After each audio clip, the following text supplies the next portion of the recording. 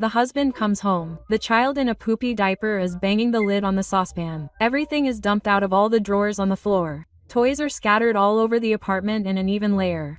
The kitchen is covered in porridge. There is no lunch. The refrigerator is empty. The wife is watching TV. The husband is in shock. What is this, darling? Every day you come home from work and ask, what have you been doing all day? Just today I did nothing. A man is driving, not bothering anyone, when suddenly the traffic police pull him over. Your documents, Stepan Ivanovich. Why are your eyes so red? You should be resting on the weekend. Yes, I was just relaxing with friends at the bathhouse. Go with the girls. Yes. No, an all-male company. And that means with beer, right? A pep talk? No, we didn't drink anything. Well, let's go. Let's breathe into a tube. Let's go. The tube shows that the driver is completely sober. The traffic cops return the documents and say, rest. Stepan Ivanovich, we have a record low unemployment close to zero and continues to decrease. But can unemployment be below zero? Of course, some people work 2 jobs.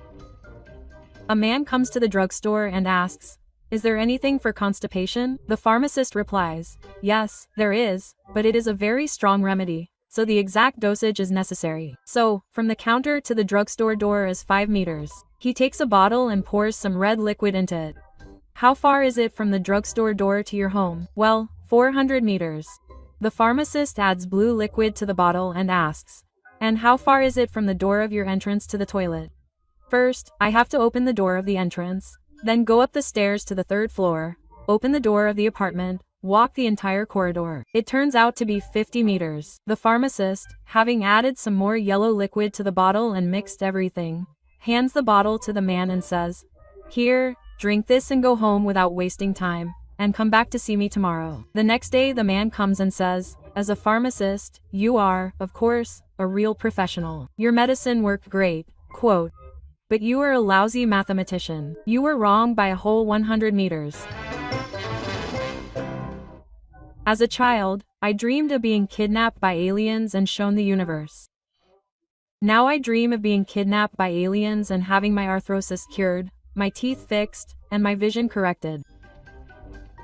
They elected Chapayev president and made Petka prime minister. Vasily Ivanovich drank himself to death and fought corruption. And freedom is better than no freedom, he said, and created a civil society, and renamed the cops and show-offs.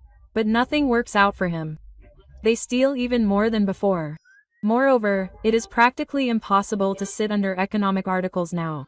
Chapayev got tired, disappointed and went to his friend Angela to complain about the Russian people. And Petka was putting his place in his place. He returns a month later and cannot be pleased enough. The officials are polite. They do not take bribes. They work quickly and carefully. The traffic cops do not collect money from the bushes, but wave their sticks at intersections, dispersing traffic jams. The generals do not build dachas with the hands of soldiers, but run around the training grounds, leading soldiers into attacks. Doctors perform operations for free, and when they see fat envelopes, they hide in the doctors' offices and lock themselves in. And the people, together with the riot police, go out every Saturday for coordinated demonstrations to wish long life to the authorities.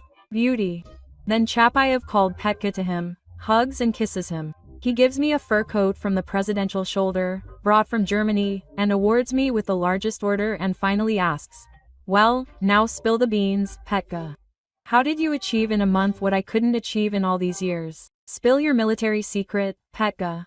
Quote, I don't have any military secrets, Vasily Ivanovich. I'm illiterate. I don't know anything about freedom and non-freedom. I confuse debit with credit. But I can handle a Maxim machine gun perfectly. So I simply ordered that every institution be equipped with 2 machine guns with full boxes of belts. And if someone doesn't want to live honestly somewhere, it's his turn, his turn. Well done, Petka. Continue further. But there's one thing I don't understand. Why 2 machine guns? Yes, I tried to get by with one, Vasily Ivanovich, but it's inconvenient and always overheats. A husband and wife are making love. The wife wants variety. But let's pretend we wait. Take the watering can and water my back. The husband waters it and gets busy. How come? It's raining, but there's no lightning. The husband moves the floor lamp and pulls the rope with one hand, while watering with the other. There's not enough thunder. Get the basin. The husband pulls the rope with one hand, while watering with the other, kicks the basin, then drops everything and yells, "Who the hell would repent in weather like this?" A man is driving and sees a girl standing on a cliff, about to jump into the water. He slams on the brakes and starts yelling at her. "What are you doing, baby? Don't even think about doing that. You wouldn't understand. I'm so depressed. I don't want to live. That's it. I'm jumping. Wait, I'm a sailor. I'll take you to the ship. I'll hide you in the hold. We'll sail to Paris. You'll see London, Rome. Your depression will go away, and you'll live happily ever after." Well, he persuaded her, brought her to the ship, and they sailed. Every evening he visited her in the hold, brought her food. Well, and from her in gratitude he received a couple of minutes of love. They sailed like this for about 2 weeks, and then one day the captain, making his rounds, found her in the hold. And the girl begged, "I beg you, do not fire the sailor. He is so good, he saved my life. I was so depressed, I almost passed away, and he brought me here.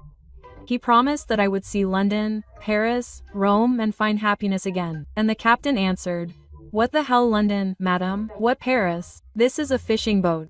We sail out every day to catch fish and come back in the evening." Quote. An old Jewish man received an offer from a married couple to paint the rooms in their house. He started with the bedroom.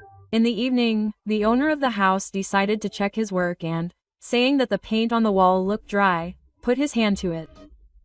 Imagine his disappointment when an imprint of his hand appeared on the freshly painted wall.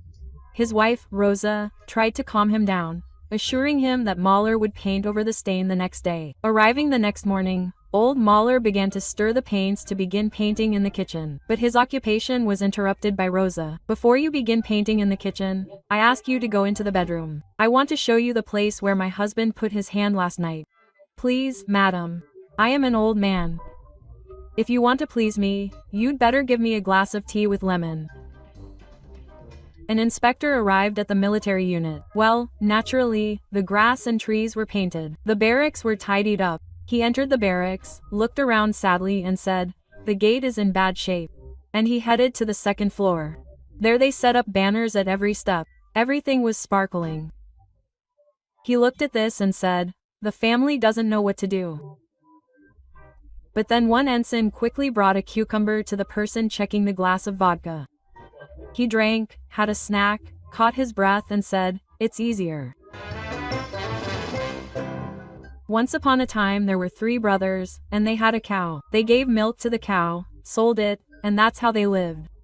But one day, the cow died. So the 3 brothers went out into the world to seek justice. Whether it took a long time or a short time, they reached the seashore. And I must say, there sat on the other shore a beautiful mermaid. So the eldest brother said, "The mermaid is a sorceress. Let me ask her to give us gold. You'll see, something will come of it." Quote. And he went to the mermaid. "Give us some gold, dear maiden." And the mermaid answered him, "Can you do it 3 times with me? I'll give you as much gold as you want." Quote. That's what we agreed on. The eldest one got worked up, strained himself, but broke down on the second one. The mermaid threw him into the sea. Well, the middle brother went. But he couldn't handle it either, and the sea filth drowned him. It was the youngest's turn. He came up to the mermaid and said, "And what are the conditions, my beauty?" "Yes, the same good fellow, only 3 times." "Why is that? Can I do it 4 times?" "Yes, I can." The mermaid was surprised. "And maybe 5? What a cheeky fellow. But 5 is also possible. And what about 6? "Yes, yes, yes, yes." "Well, I hope you won't end up like our cow, because she died after the 6th time."